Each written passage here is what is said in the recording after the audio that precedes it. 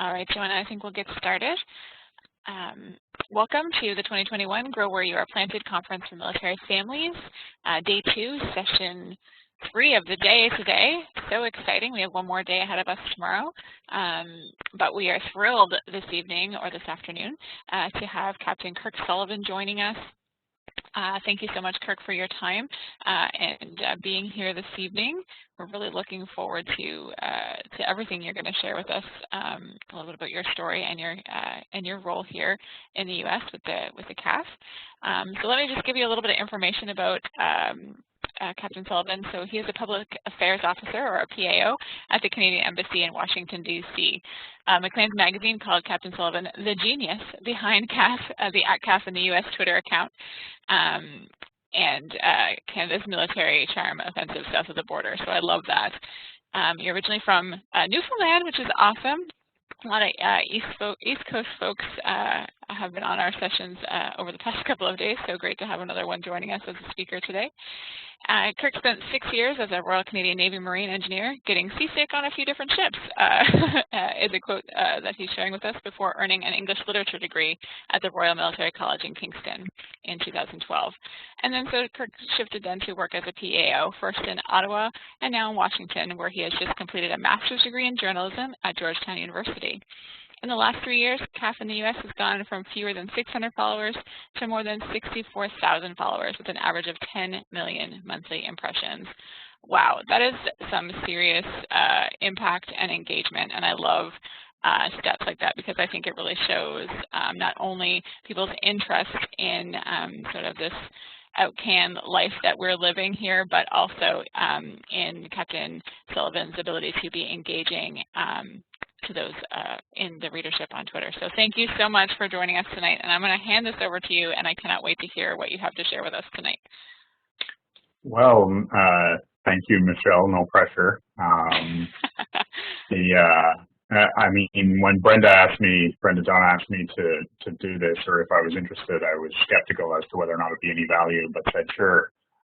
If she thought it would be of value, that I'd be interested. Always happy to talk to military families. I didn't grow up part of a military family, though my uncle was in the Navy for 35 years. But I myself I've been in the Navy, or in the military now, since 2002, so coming on my 19th year. So thank you, Brenda. So I guess now, unbeknownst or unwittingly, have become a military family ourselves. So yeah, I'm going to focus on the CAF and U.S. account and go through several of the examples as in trying to explain what we're trying to achieve here, and the ways in which we go about doing it. One of the things I'll say off the top, I'm incredibly thankful and lucky to be empowered by my leadership in doing so. Most public affairs officers don't have that freedom, certainly not at a rank level of captain. So I'm incredibly fortunate for that. My immediate leadership includes Lieutenant Colonel Paul Doucette, who some of you may know at the Canadian Embassy, and also then obviously Major General Paul Ormsby, the defense attaché. So yeah, military diplomacy in the United States. I never thought, when I was growing up, I never thought I'd be in the military, first of all, and certainly never thought that I would find myself being so fortunate to work at the Canadian Embassy in DC, and then trying to represent not only the Canadian military, but also Canada in the United States. I'm pretty fortunate, to say the least, at the best of times, but we certainly feel that now during a pandemic. So yeah, I mentioned in the chat, I'm living in Chevy Chase, Maryland. I should also acknowledge that I'm right now talking to you from Camp Minion. You'll see the lights there. I'm only renting this space from my daughter. I guess we're co-owners. My daughter and I have taken a room of this house and kind of turned it into a little hideaway, getaway vacation for ourselves. She says Camp Mignon. she's at Rochambeau, the French school here, so she always corrects me. So what you see behind me even isn't necessarily reality for this room. It's just for show. So I'll get right into it. I'll start to introduce myself a little bit, but if you have questions as I go, pop them in the chat, and I'll try my best to read the chat as I go and respond. Ideally, it's built that way and engaging. I would prefer a face-to-face discussion, but this is the next best thing. So I'm from Newfoundland, a very small town on the very far eastern coast. My parents still live in my childhood home. It's about 100 feet from the Atlantic Ocean. A very small town. When I was growing up, there were about 450 people there in Calvert. There are about 150 now, maybe. So the population has dwindled considerably since I left. As I mentioned, I never thought I would end up in the military. I joined under an education training plan in Newfoundland that allowed me to go to college, a technical training program at the Marine Institute in St. John's. I did that for 2 years before heading off to Halifax for an engineering job on a ship, HMCS Charlestown. This picture that you're looking at right now is taken during my first sail. So naturally, during my first sail out of Halifax Harbor, having been moved away officially from home in Newfoundland about 2 months, would sail right back to St. John's. So I say I'm from Calvert. I was born just in around those cliffs that you see there in St. John's. So St. John's is very much home for me as well. I included this picture. I wanted to show this picture because I think I was 21 years old at the time. I'm turning 40 this year, but at 21, I was very. I grew up in that very isolated community. I wasn't exposed to much of the outside world, with the exception of what we saw on television. This return, this moment that I took this picture, was the first time that I really considered what it must have been like for the first people coming from Europe to this land. I don't know why that moment that it struck me. And then at that same time, I, for the first time, really gave considerable thought to what it must have been like for the Beothuk and other indigenous peoples in Newfoundland to be looking out and seeing those people come from Europe. And why that matters now, that like looking at things from both of those perspectives, really for the first time in my life here, reconsidering everything that I knew to be true about Newfoundland, about my upbringing, about the place that I came from, and about my people, really. I think that matters when it comes to something like social media, or it comes to anything like messaging, in that you have to consider your audience, first of all, but you have to consider the many sides of even your own identity, or your own organization's identity. So this was the first moment in an ongoing, really personal journey for me. I didn't necessarily get to pursue it professionally, really, or academically. I guess I pursued it at RMC when I was lucky enough to go there after a few years in the Navy. And during my English literature degree at the college, and really dove into the literary theory and the works that either promote or counter some of the myths that we make about the places that we're from. But obviously, I think it's pertinent now too when I'm out trying to communicate Canada to Americans. What are some of the commonly held myths? What are some of the harmful ones? What are some of the things that we try to ignore or that aren't talked about enough?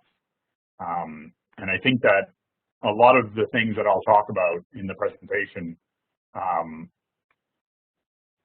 I believe that I do those things because they're the right thing to do for any credible organization. But underpinning all of that, or everything that I try to do, are creative ways of communication. We know we can read scholarly works about effective communications, and honesty, transparency, authentic, empathy, humanity, all of those things underpin any successful communications effort or messaging.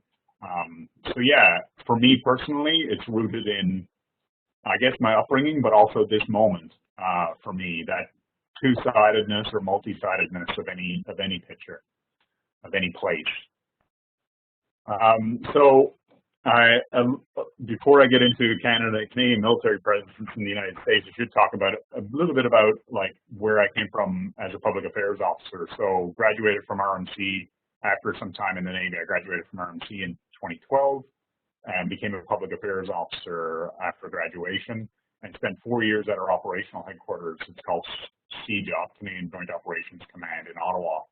And like fire hose of learning our military, because I only thought I knew the organization before that. And that's where it was like a crash course for 4 years. I equated it to sprinting a marathon for all that time, because there really was no off when you're dealing with communications for anything we do from an operational or exercise perspective, either in Canada or anywhere around the world. So pretty much any file that we had at the time, I touched it at a certain point during my 4 years and was involved in it. So it was quite the learning experience. I don't know if I'd ever do it again, but I'm very fortunate and grateful that I had the opportunity to be there and not only learn while working on those files, but learn from the leadership that I had there. And then the opportunity came and someone asked me if I would be interested in working at our embassy here. And I really, to be honest, didn't know much about the job, but I thought it would be an interesting opportunity and certainly a change of pace, or what I thought was going to be a change of pace from my time in Ottawa. And so then, yeah, I came to DC, and as soon as I get here, within a week or within 2 weeks for sure, I applied to do a master's, and like that took over, and I punished myself. I don't know why. I couldn't be comfortable with just doing something relaxing and fun. So did the master's at Georgetown, and it was an incredible experience, like so many that we're fortunate enough to have here in the United States. But yeah, so I'm at the Canadian Embassy, and now I have to try to figure out, or I have to learn how we are going to talk about the Canadian military and everything that we do in the United States, but around the world with our American partners, what's important, what's not important, NATO, alliances, obviously top of mind in recent years, given public discourse. Yeah, and you see the map. This is created by our colleagues, our global affairs colleagues, actually at the embassy, to show clearly where we are peppered throughout the country. And yeah, like, I mean, how most people don't even know, most people in even both countries don't know that the Canadian military is in the United States, let alone which states they are in. So I didn't necessarily know all of that until I got here and realized how little people knew about the Canadian military in the United States, and not just in the United States, but as I said, what we do with our American colleagues around the world. So yeah, it's a good visual. It's important to hand it out, but what does this mean? What are we doing, and where are we doing it?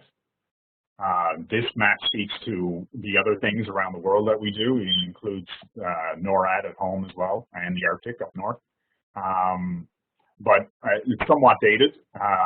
We're no longer commanding the NATO mission in Iraq, for example. I know it's somewhat blurry.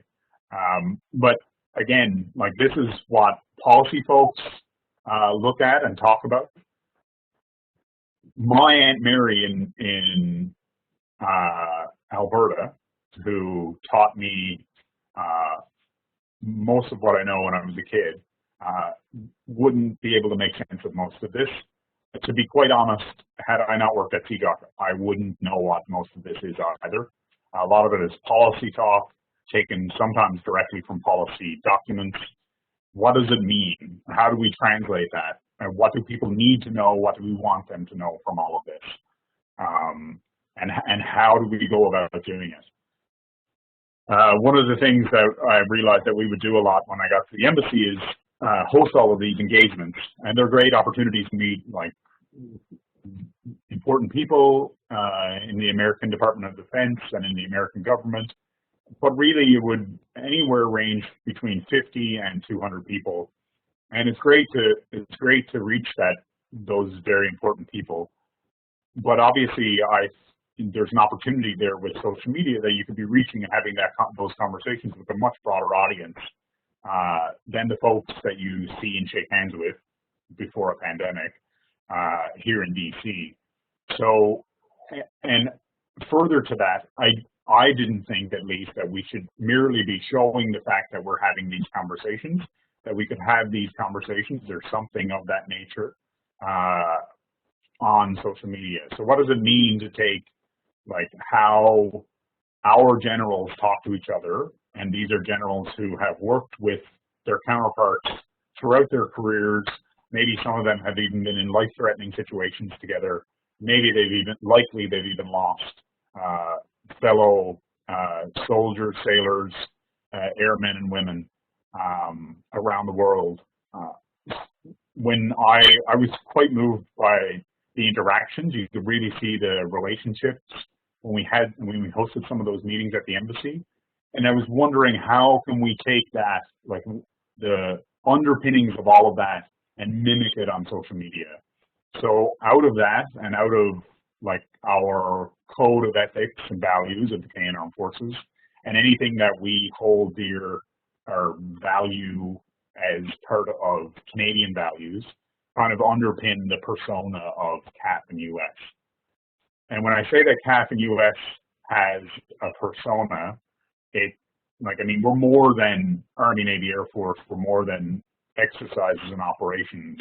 It's important that people know what those things are, but they're not going to know them if you just say, we did this here, because what's the draw for them to click unless they have someone related to them, or they just happen to be interested in geopolitics, which most people are not. So a persona for the account, a voice to the account. Again, back to that, like what is effective communications? Like humanity, like a human side to military service, a human side to our organization. Because I mean, so many of our accounts, and they do a great job of telling what it is that we do as an organization. But who are we if not the sum of all of these personalities that we have? Try to do that, to talk about alliances, to talk about disinformation, the threat posed by it, to talk about human rights, and human rights both inside and outside of our organization. And certainly mental health is a big one when it comes to, I mean, anyone right now in a pandemic, but also particularly when it comes to military members and their families and the things that they do throughout their lives, really, and throughout service. So then, in order to talk about them, you have to know who are they. And in order to talk to them, you have to know who are they. Who is the they that you're trying to reach? What do they talk about? What do they laugh about? Do they cry? Meaning military folks. The military for me was, before I joined, and even shortly after I joined, was a big scary organization, a big mechanical thing, often associated with maybe trench warfare, or like the very hard end of combat arms. As if those people don't cry, and as if they don't hurt. Again, back to being authentic. I think it's important to show that we are people, we are just people. While we might strive as an organization to achieve more, always, and to live up to higher values, we're not flawless, we make mistakes, and we most certainly hurt and pain like anybody else. And then, importantly, why and who do they serve? Which allows or affords us the opportunity to talk to people about the things that matter, as though and because they matter to us. So that includes everything, run the gamut of popular discourse, really. So this is me trying to figure it all out in my office at the embassy. Pretty bleak, boring even, a few books, but it's blank, pasty skin, pasty walls, uneven monitors, nothing on the countertop, airs out of place, trying to figure it out. And so this is what it looks like when I'm trying to be cat in US. If you're not familiar, there's this Twitter account, Giant Military Cats, and they had some fun with this photo that McLean's used. So yeah, I mean, I think it's important. I have a tendency personally to take myself way too seriously, to take my life too seriously, and my job. And I think it's important on a day-to-day basis in normal times, but certainly during the pandemic, that we have that lighthearted approach to things. People can't, and they're not going to come back to you if all you talk about, everything that you talk about is making them cry. If everything that you talk about is making yourself cry. Yeah, I kind of force myself into the lightheartedness because, again, like if I'm trying to embody the nature of the relationships that I see at the embassy, a lot of them are funny, engaging, lighthearted, comical. So I do my best. I'm not personally all that funny, but luckily I get to echo a lot of people who are. So this was touched on before. These are the updated stats. So June 2018, when I arrived and was handed over the keys to the account, which at the time, I should say, was called Canadian Ally. I thought, and I talked over with my boss at the time, Lieutenant Colonel Dave Deviney, about maybe rebranding the account to CAF in US, because Canadian Ally, to me at least, my perception meant like our allies as opposed to us. I know that the intention of the creation was your Canadian ally. I just wanted to change it up a bit, so that's when shortly thereafter, it changed to CAF, Canadian Armed Forces in the United States, easily identifiable, I thought. And yeah, so we've had some success. These are somewhat impressive numbers, but really, when you look at social media, 67,000 followers is still not a lot. The impressions, I mean, they can balloon. People can get that in a week. So all that to say, there's still some work to do, for sure. So a little bit about, I'll go through some examples of how and what these things look like. So emojis help, obviously. They help people engage. They catch people's attention. So American ship asking a Canadian supply ship for gas in this circumstance. It could be any type of supply. How do you explain to people? How do I explain to my Aunt Mary or your Aunt Lucy, Uncle Bob, what happens during a replenishment at sea? This is basically it in emojis. It catches people's attention because of all the emojis and the spaces, but it also accurately conveys what actually goes on here, more or less. I've done these, and this is basically it. Yeah, and it does well because, again, it's eye-catching and somewhat humorous, maybe even. But it really captures also the fact that we're around the world doing things with our American partners in a way that, again, is not taking ourselves too seriously. Military families.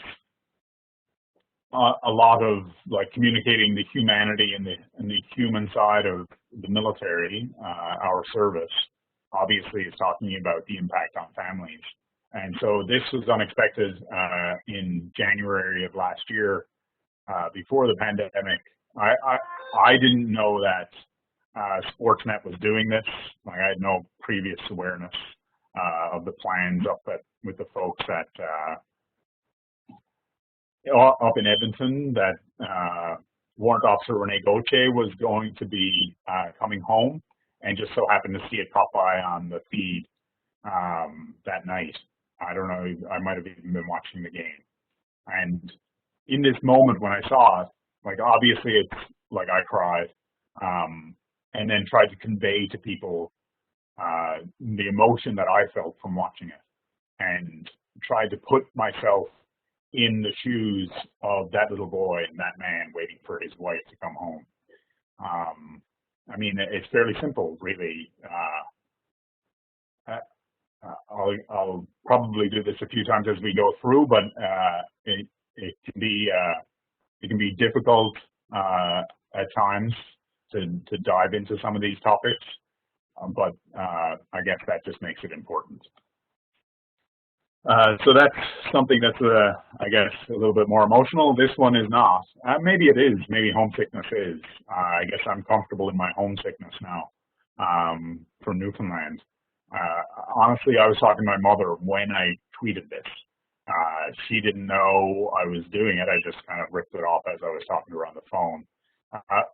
But I'd been thinking about it for quite some time. Very simple, 3 words, but it was an opportunity for us to give over, ultimately, the telling of the Canadian story to Canadians. So obviously it speaks to people in Canada to send photos from home to us. It speaks to the fact that we're not home. So all these military folks that are in the United States doing the work aren't home right now. So there's that sacrifice element that it speaks to. But it's also part of engagement, right? It allows Canadians to take part in telling the Canadian story. And so you see like 2,800 responses to that. And obviously I retweeted to the point where, like, I always try to be mindful of not being too much noise and spam for the following. You don't want to lose people. But yeah, incredible responses then from also American audiences talking about how much they appreciated seeing these messages. I don't know why my phone keeps going off. I've been thinking that I turned it off a few times. Sorry about that. So yeah, that's the Canadian version, and then here's the American version with a bit of COVID-19 slant to it. Because I mean, big part of what we do here is to get out and about and see the country and represent Canada as we do it, and we can't really as much as we would because of the pandemic. So there you go. I mean, it works for folks who are homesick for America too. And you see 1,800 responses to this one, and we had some really nice quote tweets too from Americans who were thankful for this tweet and thankful for even themselves getting to see some of their country that they hadn't been seeing because everybody's locked up at home during the pandemic. So again, just another way of stimulating engagement. And so, okay, how do we talk about Canada? So a little short video clip of Operation Palachi, where they do avalanche control out west in British Columbia. This is the tweet, the screenshot is from last year, but I just repeated it again this year because I mean it's effective, I guess. And it's ongoing. So our folks go up to Rogers Pass and shoot the hill, and they do the control of avalanches in conjunction with Parks Canada. But it obviously plays into maybe preconceived notions of Canada as a winter wonderland that Americans might have, and they make similar comments like it's so cold up there or whatever. So you hear that "So Canada" thing all the time. So this is the Canada is So Canada series is kind of playing into that. Why not kind of lightheartedly poke at those preconceived notions? And here's another one, a moose in Gros Morne, so the opposite side of the country, Gros Morne, Newfoundland. And then, like, I saw this video posted by someone from the national park there. Like, okay, so how do I talk about this in a way that it maybe tries to achieve some of the things that we try to achieve as well? So it's a moose rushing by some hikers, really close to some hikers. And obviously we're trying to encourage people to be critical of the information that they take in on social media and on the internet. And sometimes you just got to let it go by. So it's a really lighthearted way. I think I might have followed this up with some examples or some tips on how to avoid or understand disinformation. But the Canada is So Canada series is not merely about the lighthearted things either. It's about pointing out that we have work to do, that racism doesn't only exist in other places, that we have it in Canada too. And so the message here is a screenshot from when the Deputy Commander of the Canadian Navy saw the need to address some hate speech within the Navy, because he was seeing it was quite prevalent at the time last year. And like, we could easily leave that and Americans probably wouldn't see it. But again, back to being authentic and honest and transparent with our audience. And further, I don't think that you can talk about your values and beliefs unless you acknowledge that you have work to do. You can't encourage people to do better when you still have to do better yourself and not acknowledge your own misgivings. So that's part of that, and I think it builds credibility. And this one, like, is incredibly important to me. I talked at the start about Indigenous people. I mean, you might think about residential schools and think that, okay, there's no really military angle to that, until you realize and you know that we obviously have people in the military who are Indigenous. Their families are affected by this. They were affected by this, the generational trauma of residential schools. That, I mean, I was in school and there were still residential schools open in Canada. So a lot of Americans don't know that about Canada. It's important that they do. It's important that we acknowledge it. I don't think it's enough to say that our government apologized and then it's over. You have to, like, commit yourself to reminding people really that Canada is not this wonderland of friendly, polite people, that we have significant issues that we're still dealing with, and that's the other element of this, that it's still there. Fortunately, I feel fortunate that I'm part of an organization, both the Canadian Armed Forces and Department of National Defence, but also the government of Canada, that acknowledges the systemic nature of racism still today. Because it enables me to go out and talk about it this way honestly, because I believe that to be true. But without that top cover and them acknowledging it publicly, I wouldn't necessarily be able to do it as freely as I do now. And so I mentioned about it being effective communications, but honestly, just forget all of that. It's the right thing to do again.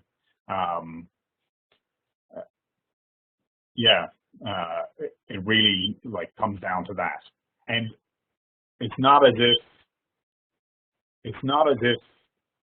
this is merely something that happened outside of the military. Like, we talk, I been going to Remembrance Day ceremonies my whole life, and like knew about those in our community who served in the war, in like the major conflicts, but didn't know enough about the racism that also existed within our own organization. And again, that part that still lasts too, and you wonder what either consciously or subconsciously role that plays today. And again, it's important to acknowledge that. And I know that this is Black History Month, and I've been doing it throughout the month on the account, but like, this is from June of last year. It's not merely something that should come up during those like themed days or months or weeks. It should be something that is kind of like a recurring thing that we talk about just as much as we talk about our successes. I mean, because again, I mean, I don't merely represent the people who look like me and who are privileged as I was. I represent the people who went through these struggles too, and I'm thankful for that. And so something else, I mean, we talk about the difficult past year that it's been, both because of the pandemic and some of the tragedies that we've faced. And losing Jen Casey for us was one of them.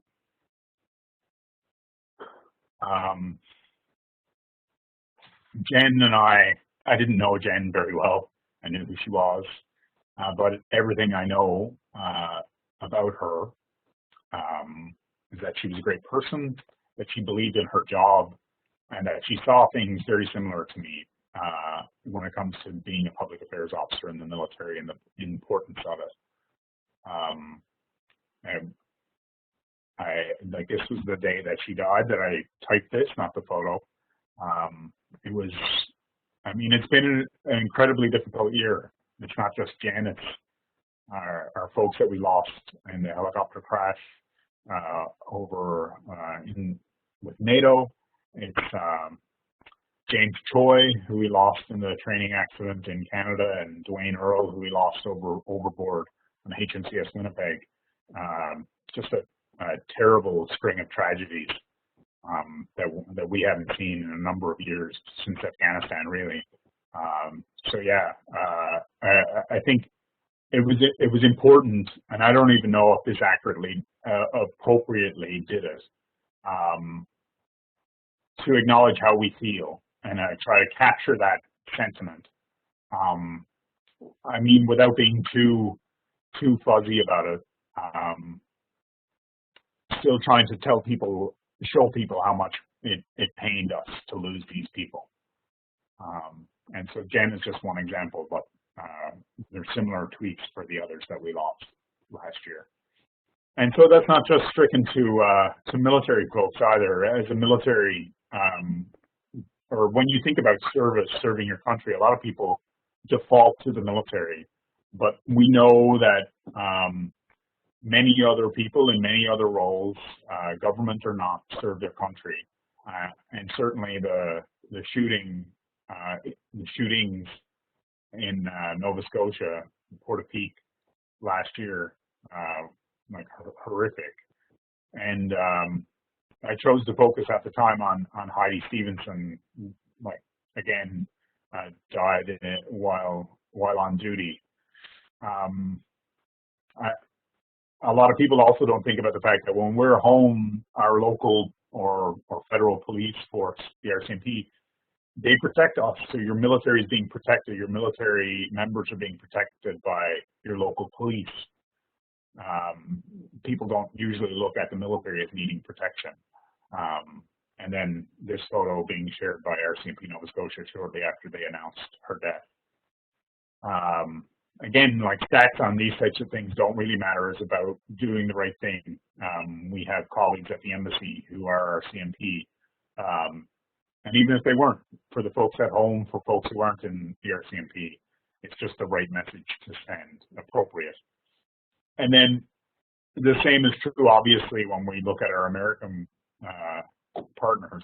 We celebrate their successes, obviously, but we try to be there for them during moments of difficulty. And we've had enough of them again through COVID, but like even today, we heard that 3 guardsmen, National Guardsmen in Idaho, died in a helicopter crash last night. So when those moments happen, it's important to know when they happen and know the circumstances, but also maybe to dive in and tell some of those stories, to acknowledge their service, to acknowledge them as people. It's really just about being a good neighbor. Again, a small town, Newfoundland maybe might shape that for me, but when someone died either in our town or in the neighboring towns, it was a really big deal, regardless of the age or circumstance of the person. And the community kind of wraps around and supports that. And I think it's true in most places in Canada and even here in the United States. So how does that translate onto social media? I really am still trying to figure it out. But the fact that this Sergeant Keane died and hadn't met his 2-day-old son was just gutting for me, and important that people knew it. I think it brings home the tragedy of this pandemic. And so then acknowledging that so much of this past year and even military service can be difficult, and try to send those messages of acknowledging that people are hurting. It's not, I don't think it's enough merely to share maybe 1-800 numbers or mental health support resources. I think it's important first to acknowledge the fact that it's difficult and that some people might be just barely hanging on. And I think that's what you would want if you came to talk about it with your friend or your neighbor. You wouldn't merely want a redirection to professional support. So that's what this tweet endeavors to do, and there's several others like it. And I try, again, this is not merely about doing something on Bell Let's Talk Day, for example. but doing it in moments where we know people are going to be hurting. I don't remember the exact circumstance of this tweet, the day, but early in the pandemic, people had lost family, friends, even just struggling with lockdown measures. And like other examples include Christmas. We know Christmas is a really difficult time for a lot of people. So trying to send out messages at those appropriate times too. So yeah, that's maybe an overview of some of the approaches with the account and messaging. One of the things that I've been trying to do a little bit more of lately, though it takes quite a bit more research, is telling longer stories. And that doesn't mean that some of the individual tweets don't do that. They do. But when I'm talking about storytelling, I'm talking about long threads. They're usually anywhere between, say, 400 and 600 words each, spread out over maybe 10 to 20 tweets. And so this one, I mean, I grew up going to this monument or this statue in Gander, and it's about an American military plane that crashed there, which means a lot to the folks in Kentucky at Fort Campbell, and obviously means a lot to the people in Gander. It happened in the 80s, so these people who were either maybe lost family members or were first responders to this event are still alive. So it's a very personal story for them.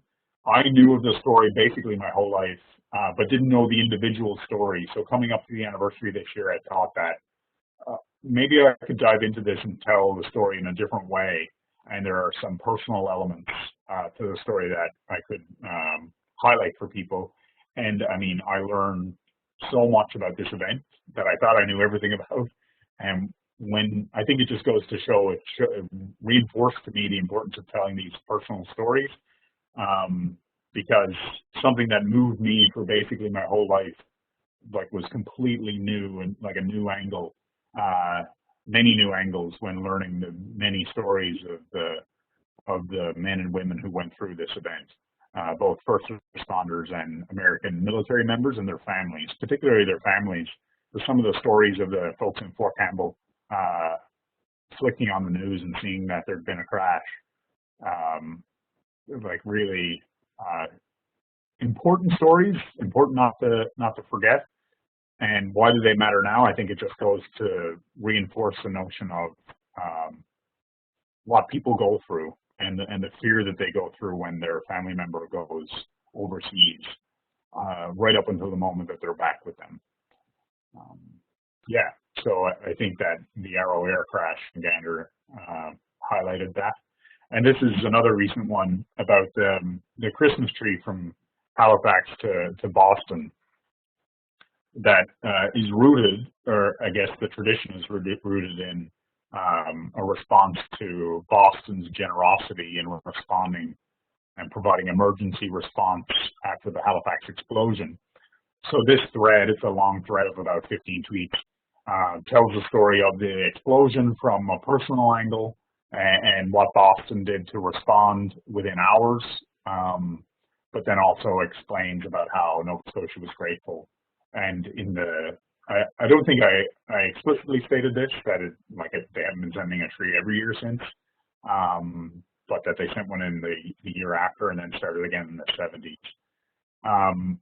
But again, the Halifax explosion, you wouldn't necessarily think is a military story, nor the Christmas tree, but there's military connections throughout in the first responders, both Canadian, British, and American who are nearby in Halifax, but also like National Guard members who came from New England to help.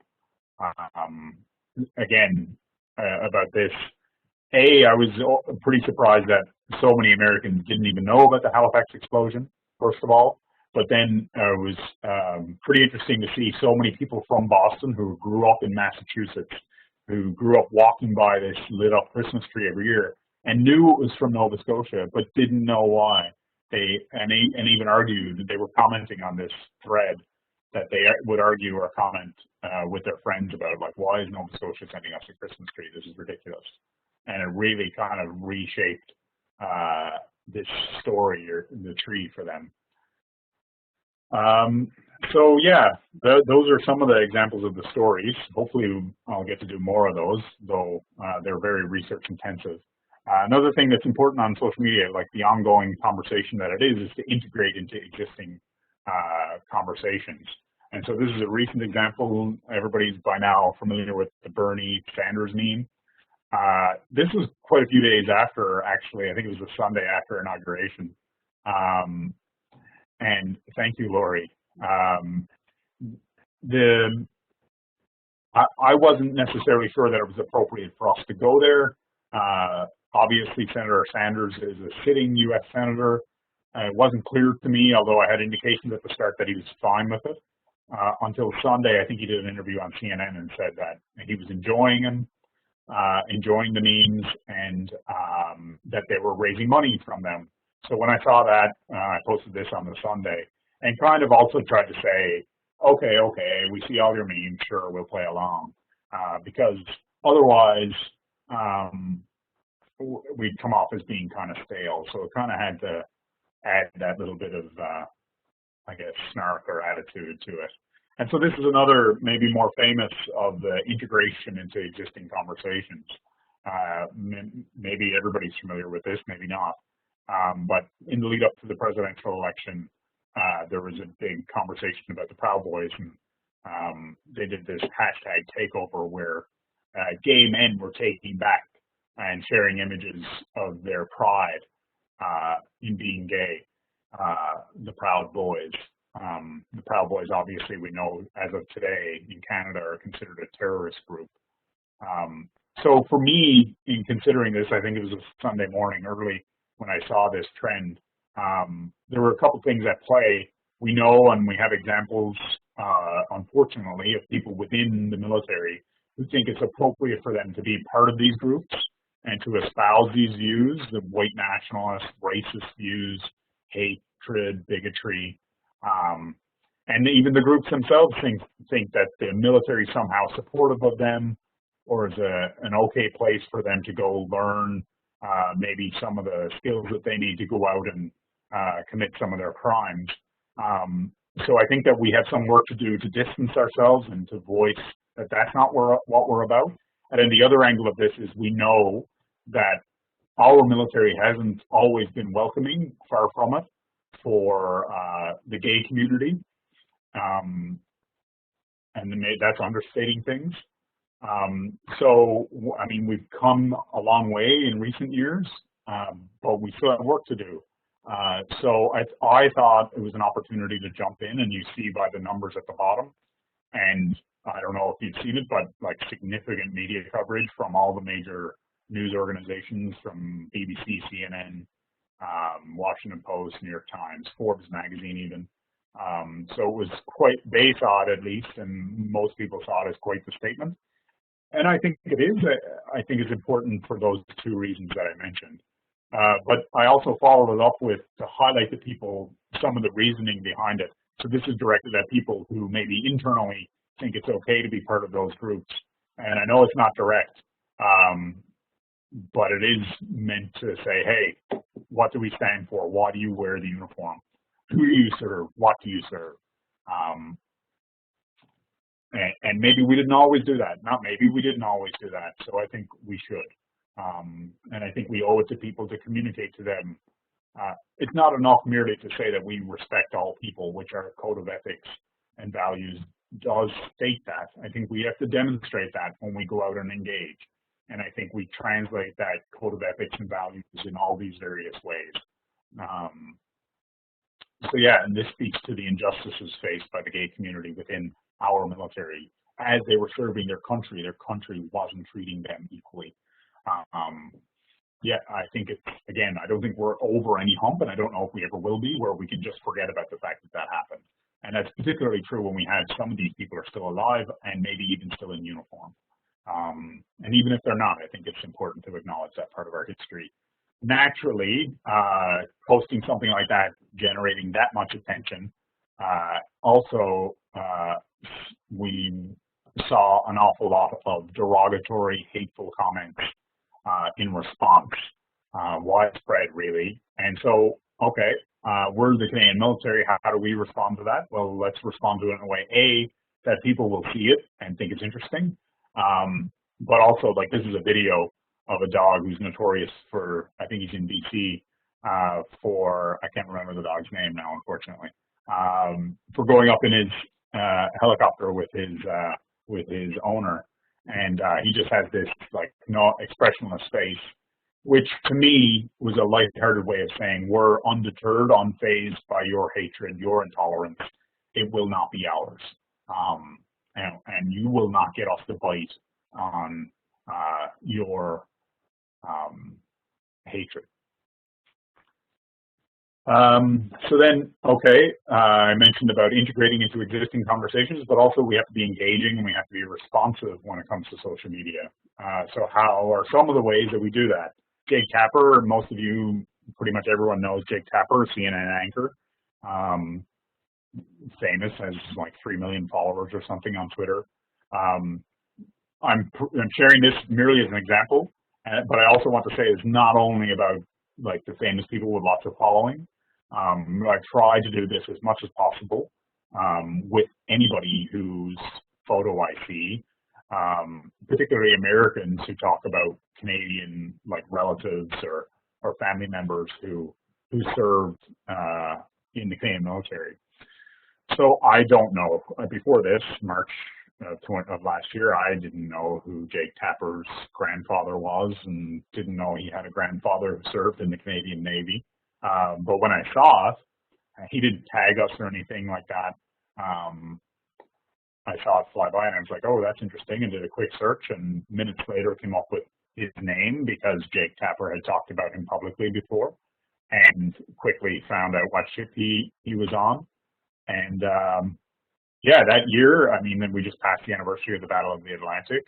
There was a good tie-in there. We want to tell people about what our sailors went through in the Battle of the Atlantic. But also, again, it's merely about acknowledging, like, what does remembrance look like to us beyond Remembrance Day? If we remember, if we say that we never forget, what does never forgetting and remembering look like? Ideally, we remember, not ideally, we remember the names of those who went before us. Sometimes it's not possible. Not everybody is Jake Tapper and has communicated about his grandfather previously publicly.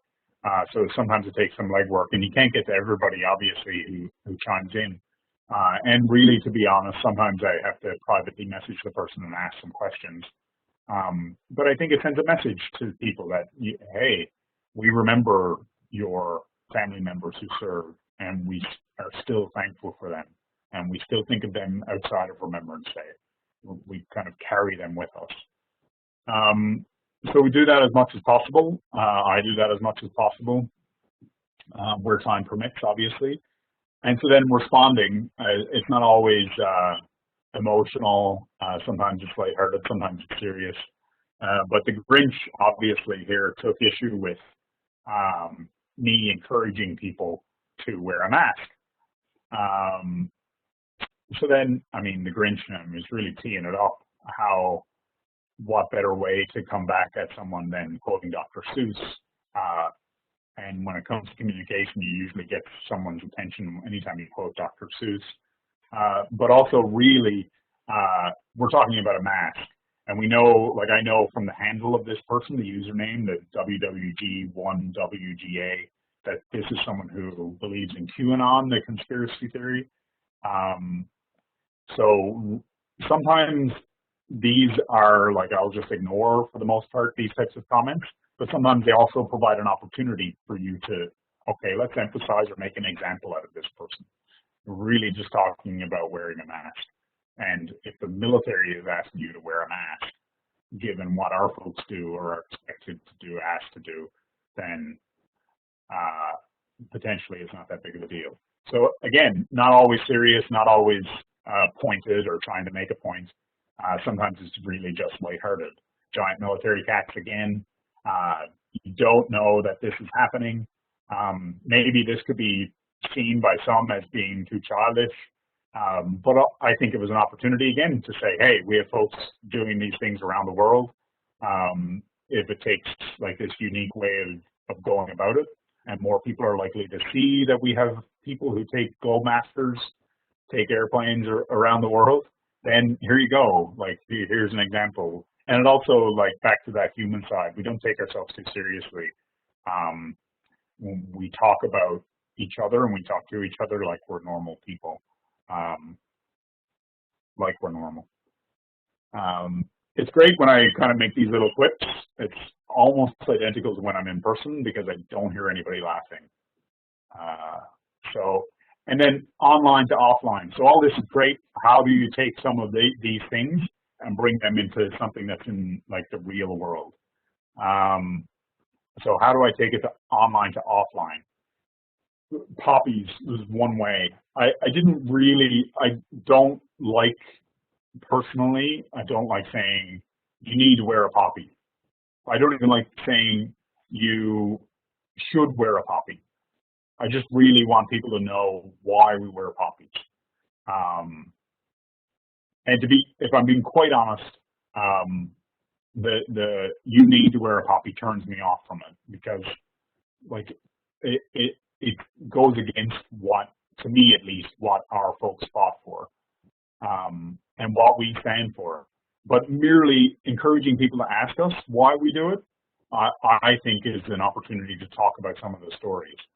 I was expecting that what happened after might happen, and we'll get to it. I'll skip that one because that's misplaced.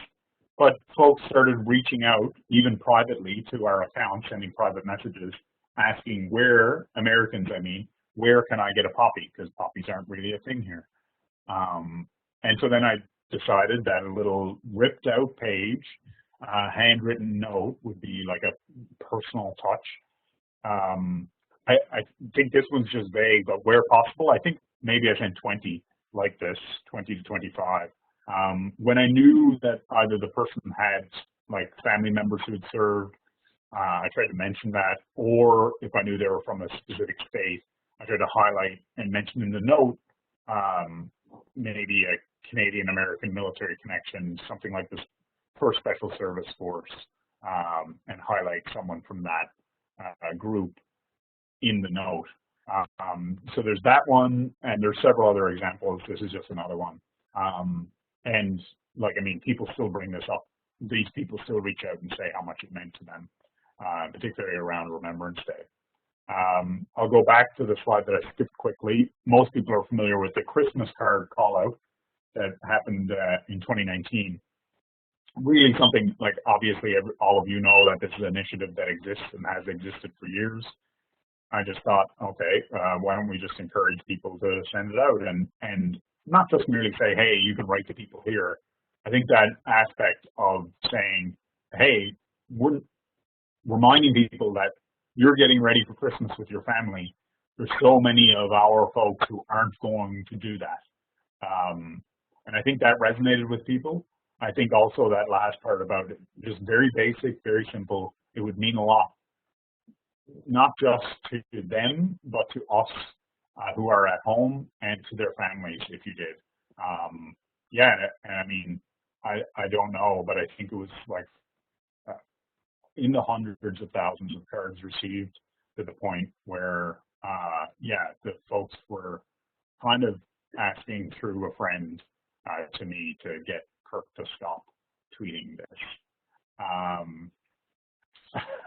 Because they were bombarded in Trenton at the mail unit. So I didn't plan to do this as past Christmas, and enough people asked privately that I was just, okay, I'm just going to put it out again. And when I put it out, the folks in Trenton contacted, like, down through the chain of command, said, hey, could you tell him no, stop. It's great that he's promoting and everything, but like, there's a pandemic, stop it. Which is fine and understandable. But also it obviously did a great, I think it served well to inform people that, hey, at any given time, all year round, including Christmas, our folks are overseas doing the job. And again, like back to that graphic that tries to explain everything of all the missions, really, we just need people to know that people are out there doing the work. And if they're interested further, then thankfully we have more information on our website, but all the more thankful for journalists to communicate about those missions objectively. Another example, we'll do a call out for birthday cards for Fred Arsenault. And again, talked about Fred's service in the tweet, and even just the please write. I think saying please write, acknowledging what he'd gone through in the war, and then when you have the military saying please do this for Fred, I think that is basic but effective. Yeah, so those are some of the examples. In conclusion, I was told to never have a conclusion slide, so sorry about that. In conclusion, this wasn't supposed to be there either, but this has a tendency to pop up all the time. Yeah, I mean, it's okay that it pops up all the time. We promote Canadian inventions. Even if my personal preferences are omitted and will not be known, yeah, it's important to kind of play into and play fun every now and then. The other thing about this, occasionally when I pop out the pineapple on pizza posts, whatever they may look like on any given day, our colleagues at NSA here in the States had created an infographic about online discourse, and they use the example of pineapple on pizza and the debates that can happen around it to talk about more serious issues and the divide that happens on social media. So often when I talk about pineapple on pizza, it's not merely being lighthearted, because we can go in and say, hey, you can like what you like, I like what I like, and we can still be friends. And we don't need to have massive divides between us on social media. The extent to which that actually gets communicated, I don't know, but still working on it. But really, in conclusion, this is what we're about. If you see the numbers, these are like one of our, amongst our more successful tweets, and it's really basic. No picture, 4 words, but warm pineapple, disgusting. And with the right accompaniment, it's maybe fine. Who knows? Some people like some things. We love you, America. Again, like, people are hurting. I think from memory, this is when Ruth Bader Ginsburg died. I'd have to look up the date. But a lot of despair that day for this reason, pandemic reason, lockdown reason, all of those things, and just the tone of the discussion on Twitter that day.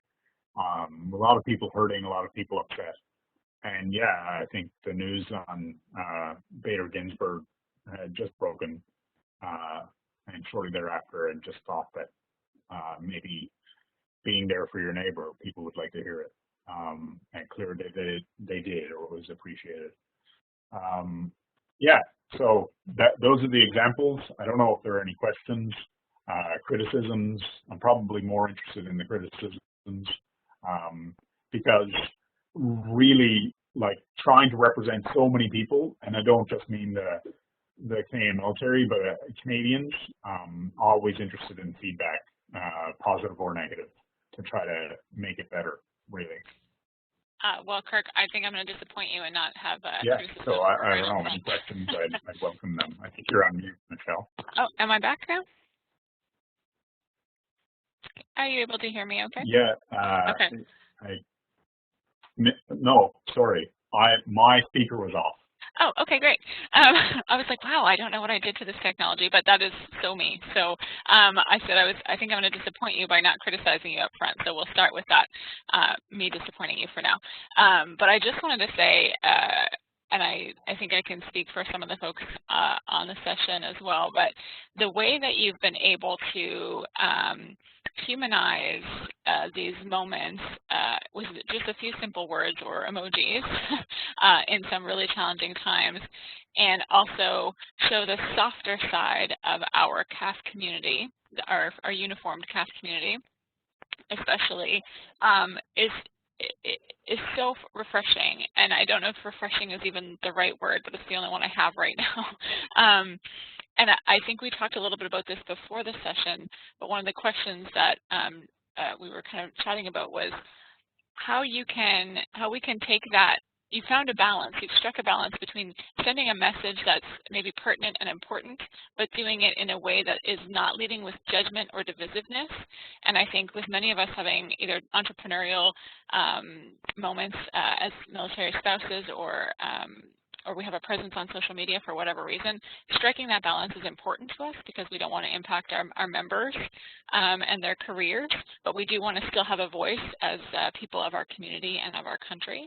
And so maybe if you have any insight or quick tidbits of knowledge you could share with those of us who this isn't our job, our primary role in the world, but that we do have a presence or a voice on social media that we want to be conscious of, but still in the moment, in the talk, in the arena. Yeah, I think it's along the lines of Joanna's message there too about walking the line. I think, yeah, I mean, it's difficult. To be honest, I find it difficult, and I do it for work, for one, because like right now, my wife is working full-time as a nurse practitioner. So during the day, my daughter is 8. She's homeschooling, so I'm here with her. And we have a soon-to-be 2-year-old boy. So during the day, while trying to keep my finger on the pulse of everything that's going on, I'm also taking care of both of them. And needless to say, there are also obviously other things for my work that I do besides this Twitter account. Yeah, it's a challenge to keep aware, and I can appreciate all the more so if people have other jobs. So my experience going through this moment of the pandemic, it's impossible to keep the same level of awareness that I once had. But I usually take, unless it's something really innocuous, I usually take a half hour or a little bit more if I can to get up to speed. And it depends on what issues are going on that day. But usually I try to test or see what the environment is before saying anything. Because I mean, for me, and maybe that's because we're a military and we're in a diplomatic role, that political level discourse is so pertinent to whatever it is we say, that I'm extra cautious about that. But ultimately, determining what your audience, and from a business perspective, what your clients or potential clients are thinking about any given issue on any given day, or even just merely what they're concerned about today. What are they talking about? Are they even paying attention? So maybe you have a promotional campaign planned for a Monday, and everybody's swept up with whatever's going on in politics that day, or a major world event, that, okay, maybe it just means stepping back from it and doing it on Tuesday. And that's a very basic example. But really, I think it's about taking a little bit extra time to know what people are saying and how they're saying it. Because, I mean, like Joanna talked about the line, I don't know where that line is precisely any given day. It's something I struggle with every day to determine what should a military diplomatic account, being that's an oxymoron for a lot of people anyway. What should an official Government of Canada military account be talking about? Is it appropriate? What's not appropriate? Where's the line? Are you going to cross it today? I mean, really, it's about knowing what roots you in your organization and the people within your organization. So I speak to values and ethics before, and objectives, but also what the pulse is and what the temperature is outside. It's not an easy answer. I don't have the easy answer to that because I'm still trying to figure it out every day. But I think just the discourse about, you don't know the answer, and this is your full-time profession, is, not just the Twitter account, but the whole public affairs side of things. It is about finding, where that line is each and every day. So I appreciate that. I know we have a question here. Brenda, we'll get you to come on. Hi, Kirk. Hi. Hi. So I'm sure other people are wondering this same question. I'm someone that's on Twitter kind of sporadically, but every time I'm on there, I seem to see that you're on there or you're saying something. And I know we can schedule tweets and that sort of thing, but how do you disconnect? Like, there's a lot going on, and the Twitter page is just constantly paying attention to things and responding to things, which is you, I know. So what do you do to disconnect? What's your kind of schedule like?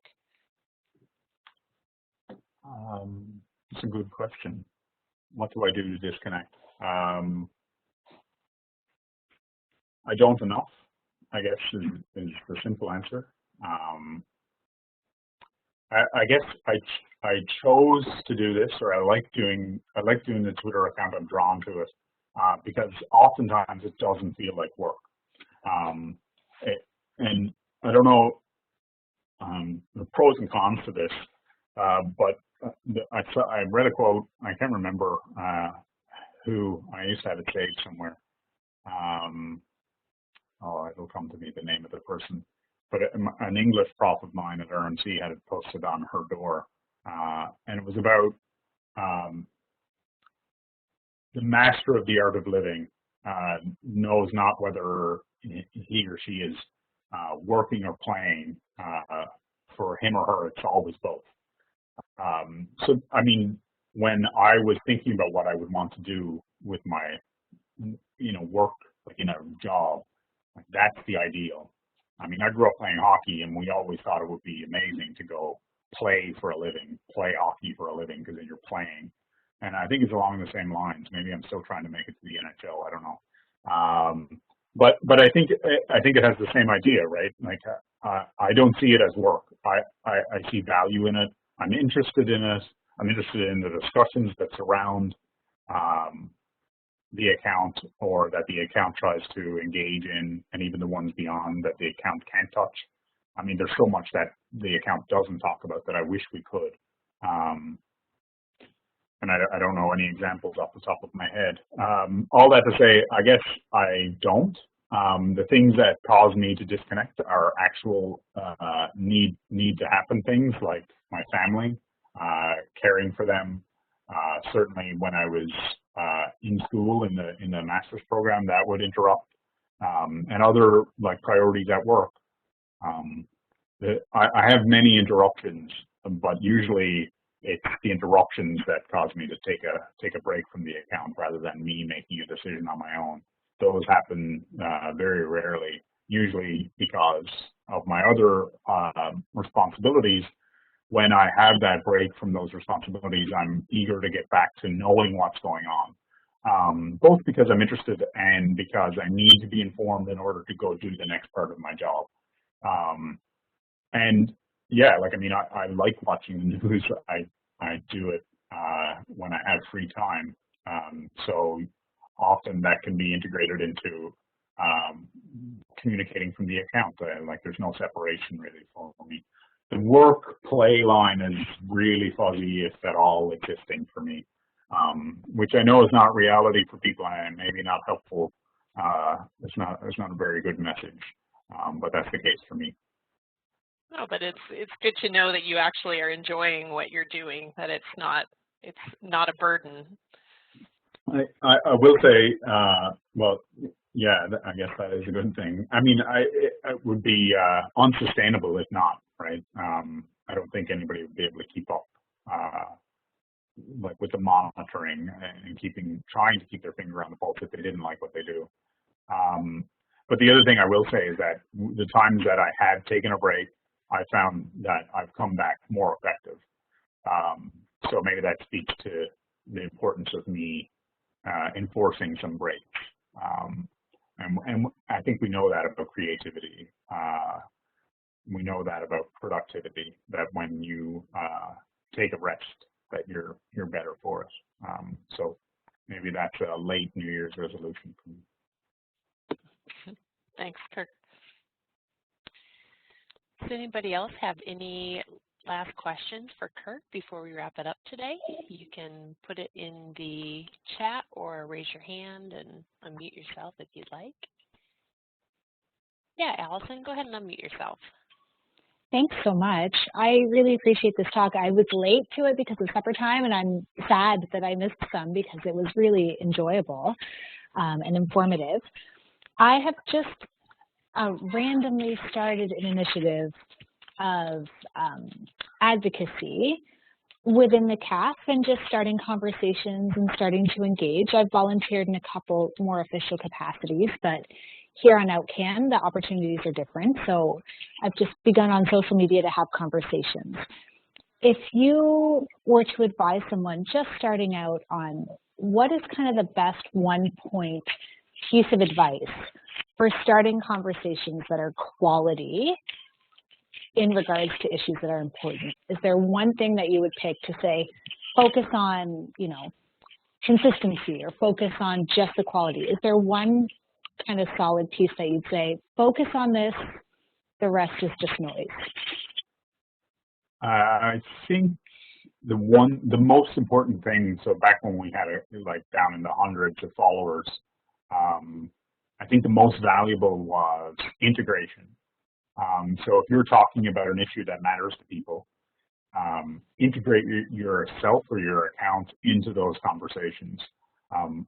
Not just to understand what they're saying, but to really like say, hey, I see you, I understand, whatever the issue may be, and talk to them about it. Talk, like if it is an issue, then naturally people are out there talking about it somewhere.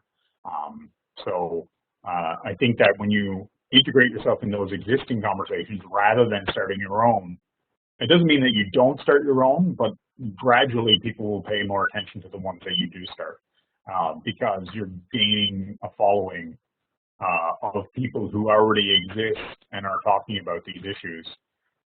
If nobody at all is talking about it, then you just have to get creative and involve accounts that you think, like tag them, mention them, those accounts that you think would be interested in your cause. Yeah, so tagging and mentioning, maybe even if you can direct message to say, hey, here's what I'm trying to achieve. I've had some of those come into the account, maybe from causes that or people that I wouldn't have otherwise been aware of.